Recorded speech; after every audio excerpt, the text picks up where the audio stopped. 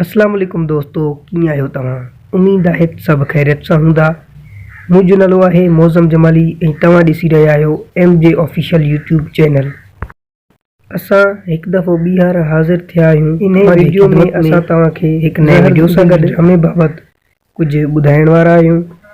उन जे करे हिन वीडियो खे आख़िर ताईं ॾिसो ऐं वीडियो पसंदि अचे त इन खे लाइक ज़रूरु कजो ऐं चैनल ते नवां आहियो चैनल खे सब्सक्राइब करे बेल आइकन जे बटन खे प्रेस करे छॾियो। दोस्तों, सोशल मीडिया ते कुझु ख़बर हली रहिया आहिनि ज़हर ज़िंदगी ड्रामे बाबति।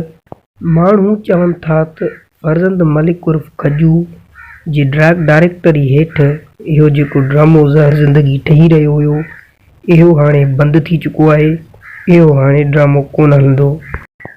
दोस्तों, असां तव्हांखे इन ख़बर जे बाबति ॿुधाइण वारा आहियूं त ज़हर ज़िंदगी ड्रामो सच में बंदि थी चुको आहे। हलंदो या कोन हलंदो, इहो सभु कुझु असां तव्हांखे हिन वीडियो में ॿुधाइण वारा आहियूं। दोस्तों, ही सभु कूड़ा ख़बर आहिनि, इन्हनि ते तव्हां गौर न कयो। ज़हर ज़िंदगी ड्रामो सिंध TV ते तमामु जल्द हलंदो ऐं इन जी रिकॉर्डिंग अञा हली रही आहे, बंदि नाहे थी ऐं हिन जा कुझु बक़ाया क़िस्त रहनि था। उन्हनि बक़ाया क़िस्तनि जा रिकॉर्डिंग थी रहिया आहिनि। तमामु जल्द तव्हांखे ही ड्रामो सिंध TV ते पंहिंजे नज़रनि जे साम्हूं मिलंदो। दोस्तों, तव्हांखे वधीक ॿुधाईंदा हलो त हिन ड्रामे जो राइटर नूरज़ो साहब आहे। नूरज़ो साहब तमामु वॾो राइटर आहे। हिन पत्थर दुनिया, पंहिंजा परावा केतिरा ई ड्रामा हिन लिखिया आहिनि।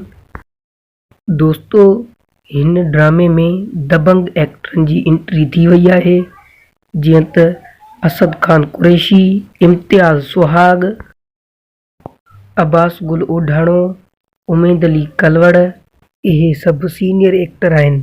अॼु जे लाइ एतिरो वीडियो, नंढड़ी वीडियो। तव्हांखे पसंदि आयो हुजे त महिरबानी करे वीडियो खे लाइक कयो ऐं चैनल खे सब्सक्राइब करणु न विसारींदा।